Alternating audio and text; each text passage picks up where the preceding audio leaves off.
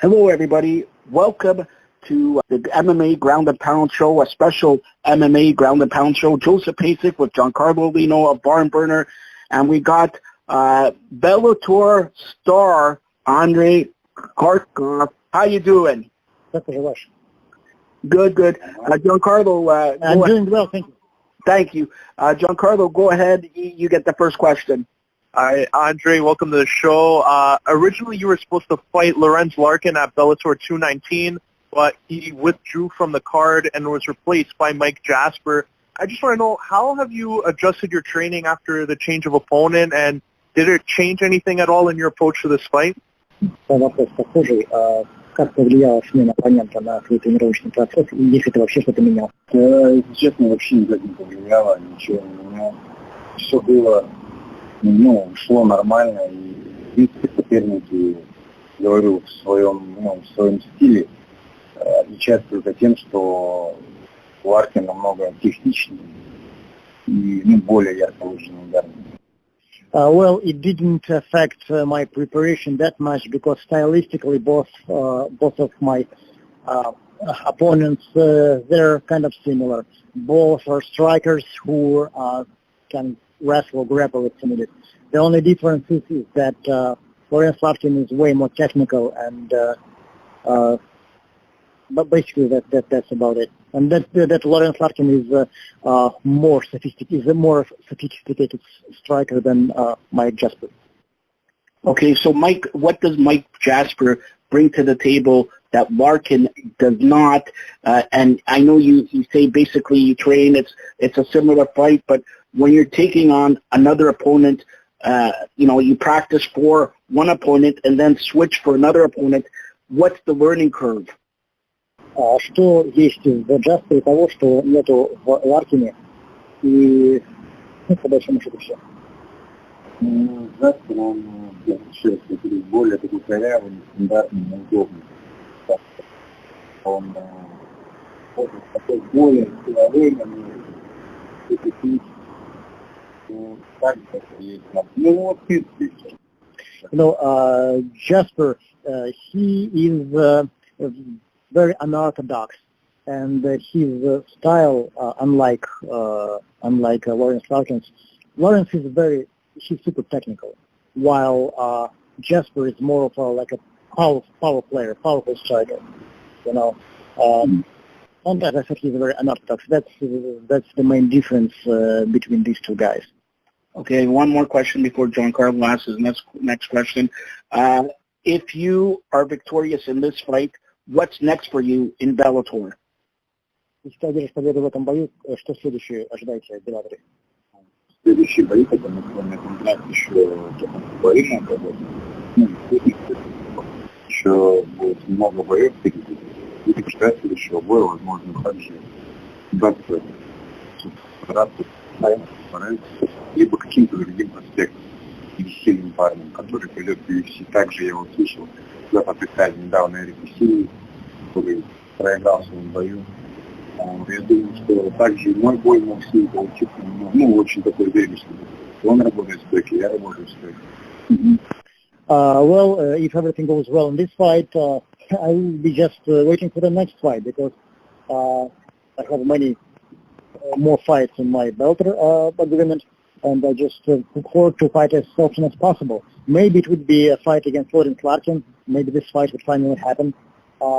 But Bellator has a lot of other, good names like, for example, Eric Silva. Even though I think he lost his first fight in Bellator, but I think my fight against Eric, it would be a spectacular fight because both of us, we prefer to fight standing up. And there are many other names. Frankly speaking, I don't really care as long as it will be a fighter with a good name recognition and spectacular guy. So myself and this future potential opponent would give a fans what they want to see. Okay, Giancarlo? Yeah, and Andrey, one of the challenges that some fighters face is making the weight. That seems to be the toughest part of the preparation for a fight. And some of these guys, when they look after they make that weight cut, they don't look as healthy. Can you talk to us a little bit on, what your regular weight cut is like and what impact has it led on your performance in the cage? Для многих бойцов самое сложное в боях это даже не выступление, а вес, делать вес. Для многих из них, делая вес, там проблемы со здоровьем, многие начинают даже внешне уже выглядеть во время этой погони. Расскажи, сколько ты веришь в обычную жизнь, и гонка веса, она насколько легко дается тебе, и как она влияет вообще на твои выступления? Является ли она какой-то проблемой для тебя, сложностью?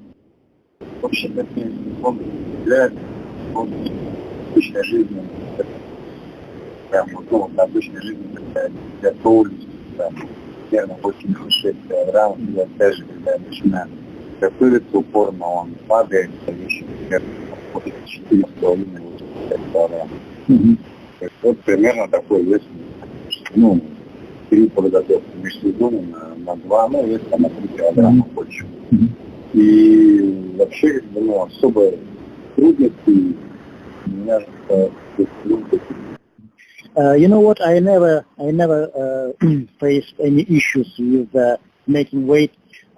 When I'm not getting ready for any fights, my weight is about 188, 190 pounds. When I'm starting my camp, when I'm starting getting ready for a fight, my weight naturally comes down to about 184, 185 pounds. So I do not cut that much overweight, so it's never been an issue. It's never been a problem for me.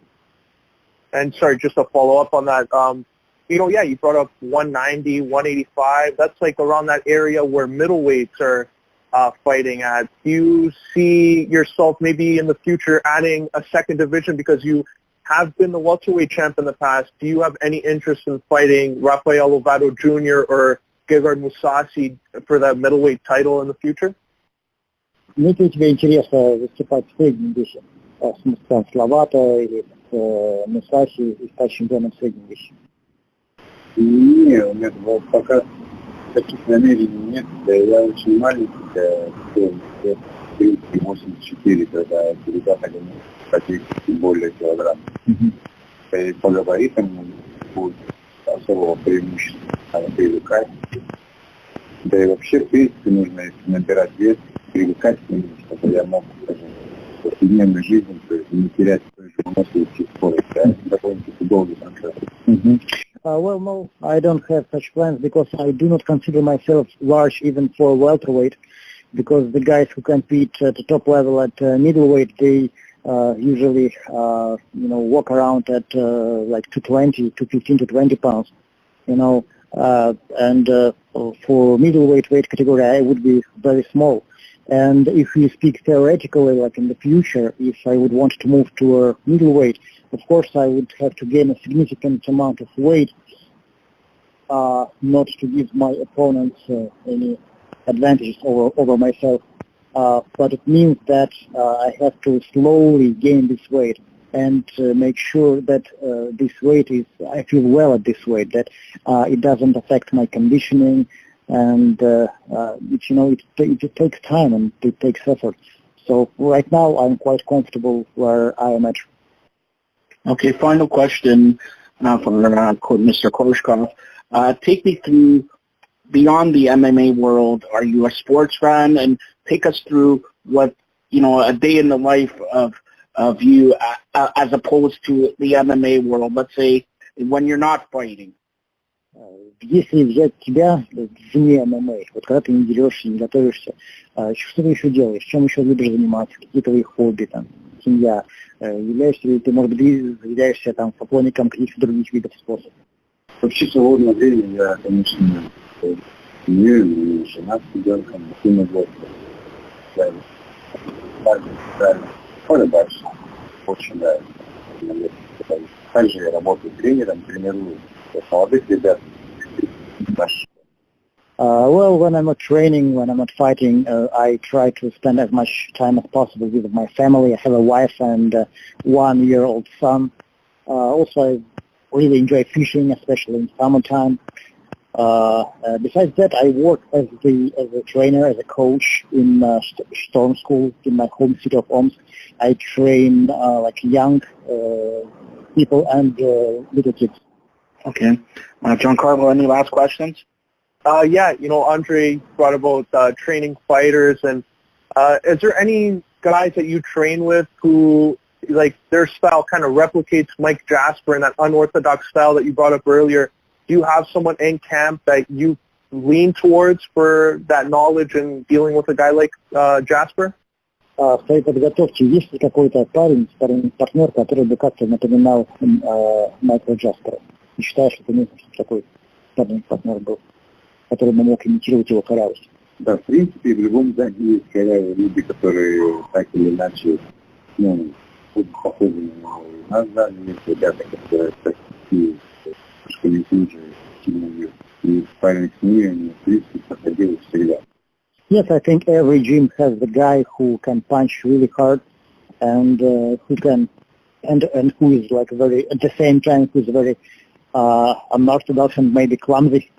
And you have quite a few guys like that in our gym. So yes, I got a chance to start with them all, and so I think I'm ready and well prepared to face Mike Jasper. All right. Well, this has been a special ground and pound MMA show with Giancarlo Aulino and Joseph Peisich of barnburner.ca with our special guest, Andrey Koreshkov. Best of luck in your fight on Bellator 219. Thank you, Andrey. Thank you very much. Thank you. Thank you, guys.